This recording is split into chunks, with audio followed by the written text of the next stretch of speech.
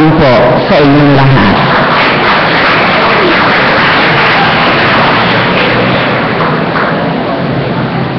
Nung una pong dumating ang endorsement letter mula po sa division office tungkol po sa Bethany, tungkol po dito, binasa ko po agad ang sulat, ang endorsement letter.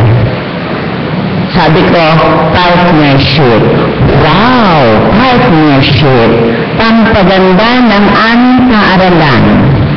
When I read through the letter, yung talagang dinigest ko na, hindi pala pampaganda lang ng aming building. Hindi lang pala pampaganda ng aming environment. Ang kanilang takay sa aming paaralan, kundi pampaganda ng puso at katauhan. So, wala po akong sinabi kundi 1,001 yes po, ma'am. Kasi po, kailangan po namin ang ganitong klaseng partnership. Madami na po kami ADAPA school program, pampaganda ng paaralan, like that, donations and everything.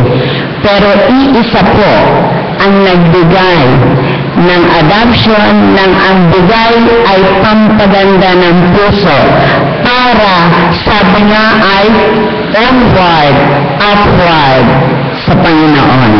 At yan po ang ating samahan dito ngayon. Amen.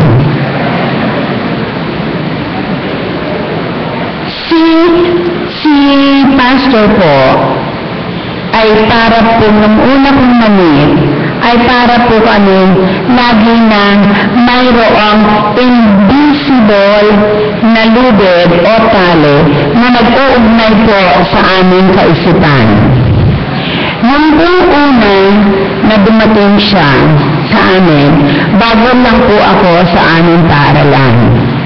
So sa mga kapwa ko po ng guro, siguro po naranasan natin na pagbago po tayo sa paaralan, may mga pagbabago din po tayong gustong mangyari kahit hindi po agad-agad. Di po ba?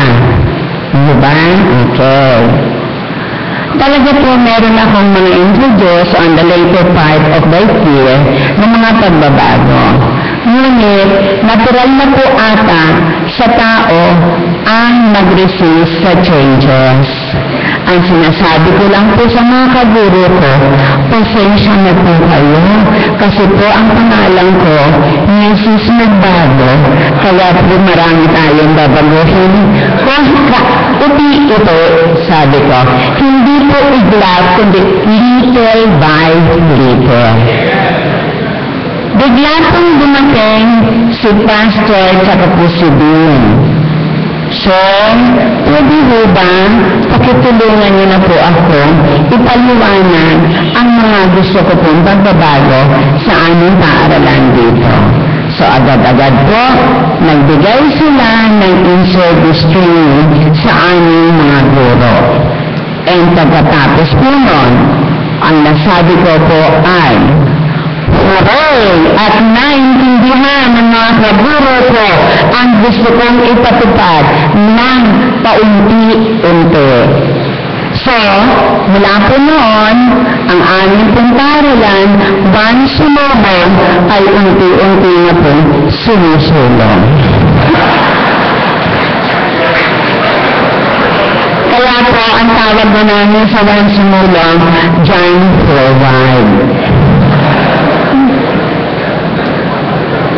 Lately po, noong nagkaroon tayo ng Book of Order about the Child Protection Policy na kinakailangan i-discuss sa mga parents ang policy niyon, medyo po ng problema kami after that. Kasi po, siguro po, hindi namin naipaliwanag ng buong-buo ng tunay ang policy niyon. So, madami po mga reklamo kami na tanggap. Mapagalitan lang po namin konti ang bata, ay meron na po kami mga tinatawag na D-text. Uso na yung text, di ba? Meron na kaming letter na natatanggap. Nung nanayad to alphabet, sabi kong gano'n. Kinabukasan, dumating na naman ang Savior ng Wine Sumulong. Dumating po ang pangkat nila Father Noble.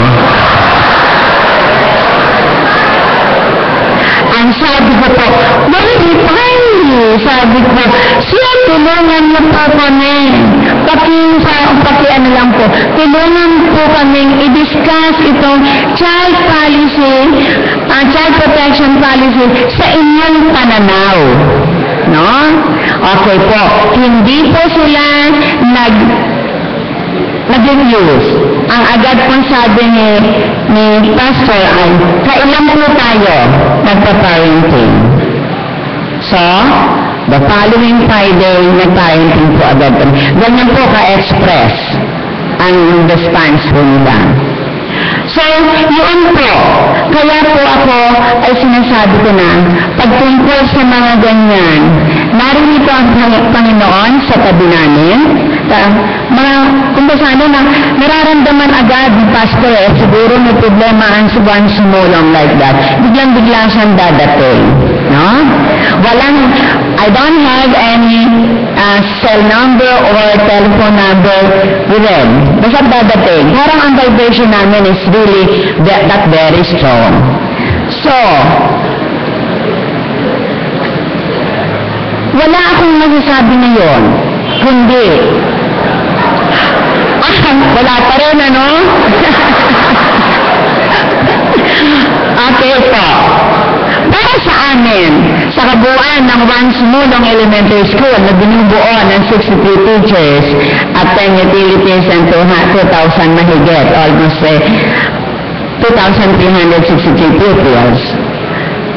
Didescribe lang po namin ang pagdating ng Bethany po sa amin ay isang blessing. Okay po. Blessing, pakitulungan mo po akong spellin ang blessing. Ang una po ay letter B, am I correct? Okay. Bigay kayo sa amin ng Panginoon bilang kaagapay sa paghubog ng mabuting kaasalan ng mga batang nasa aming pangangalaga. Letter A, ang layunin ng aming paaralan na mapataas ang antas ng kaalaman ng mga mag-aaral ay naiangat sa tulong ng inyong matyagang pagtuturo sa nararapat na disiplina sa mga bata sa inyong mga parenting seminar na ginanap sa aming paaralan. Letter E, ewan lang kung isasantabi ng mga magulang at bata ang inyong mga turo at pangaral. Mayroon pang crying blues ang mga magulang pagkatapos ng seminar sa pagkakaroon nila ng self-realization. Diba sir, nag-iyakan pa yung mga nanay? Okay. Letter S, feel namin na sagad sa kaibuturan ng inyong puso ang pagtulong sa aming paaralan. Another letter S, salamat lang po ang tanging namin masasabi. Ang handog namin ay walang hanggang pasasalamat sa inyo. Nawala na ang kodigo ko.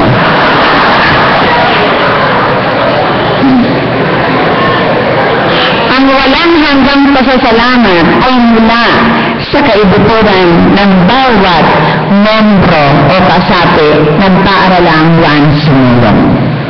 Letter I, ipinalaga talaga tayo ng Panginoon upang maging kapit-kamay, kapit-bisi para sa magandang kaasalan ng ating o ng aming mga bata. Letter N, naway di kayo magsawa sa amin, kaya't ang prayer namin sa inyo o sa Panginoon ay letter G, grant you more power so you can touch more lives. And then ngayon po natutunan ko, He is able. He is able. And God enable us to win the challenges in life so we can move upward and onward. You are really great, sir. Thank you very much. Magandang hapon po ulit.